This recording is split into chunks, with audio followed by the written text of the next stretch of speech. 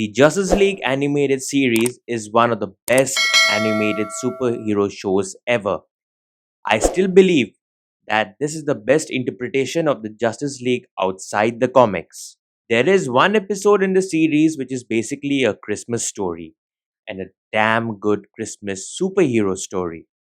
This episode is called Comfort and Joy, directed by Butch Lukic and written by Paul Dini. And it's right after the two-part stories of Hereafter and Wildcards. And by the way, I made a video on Hereafter, so please watch out for that. What's amazing about this episode is that how a children's cartoon dealt with the true spirit of Christmas.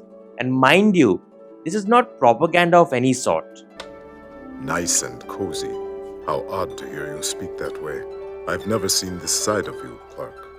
That's why I like coming home for the holidays. I can just relax and be myself. I have always maintained the thought that the best superhero stories are the ones which bring out the human side of these characters. Born Again, Blue, and For the Man Who Has Everything, just to name a few. Comfort and Joy takes these godlike characters and makes them human. The main story is broken into three segments. The first one involves the Martian Manhunter and Superman, the second one being the Flash and the villain Ultra Humanite, and the third one being Green Lantern and Hawkgirl.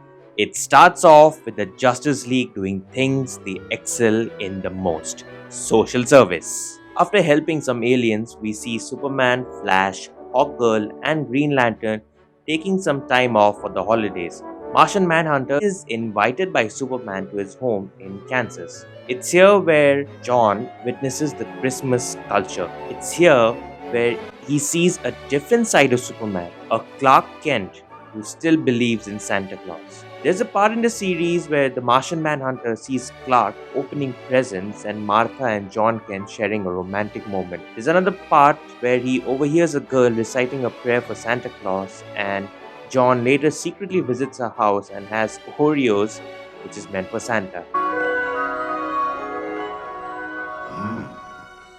Another part where he hears people from a church reciting Christmas carols. The almost naivety and inquisitiveness of Martian Manhunter really gets you. It's his innocence in understanding Earth's cultures which is a highlight of the episode. Justice League Animated really got Martian Manhunter right, an outsider from a different planet still learning Earth's cultures and its people. Unlike Superman, who's an alien who still looks like a white male, John is a Martian who has to constantly hide his real form in order to avoid getting ridiculed or even invite a hostile response from the outside world. The second story involves the Flash securing a limited edition toy for a bunch of kids from an orphanage.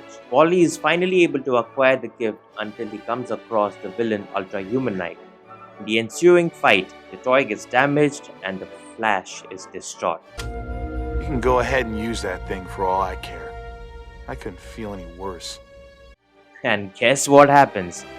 Ultra Humanite helps him rebuild the toy with some minor adjustments. That night, as Clara slept beneath the Christmas tree, her beloved toy came alive to lead her But on this a is good wonderful too. adventure. And even though he's later tossed in jail, Flash gives him a nice little Christmas present, something Ultra Humanite really enjoys.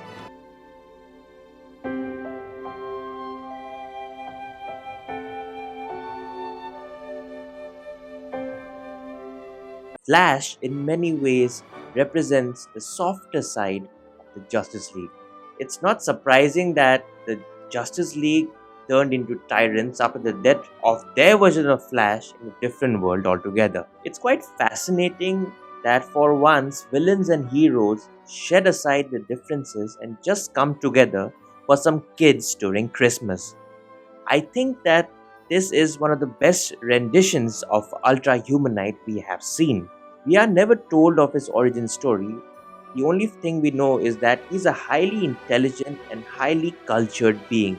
I welcome any opportunity to bring culture to the uncorrupted. To see a villain fixing a toy and later dressed as Santa Claus really warms the heart.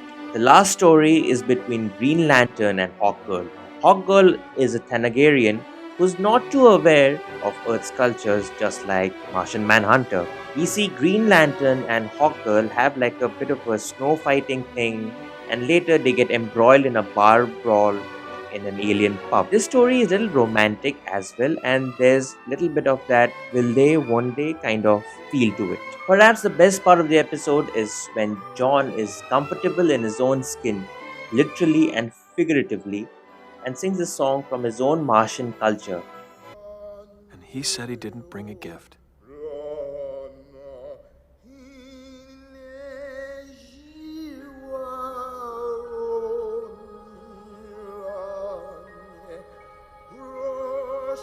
When he first came in, John was very reserved and perplexed with the festivities surrounding Christmas.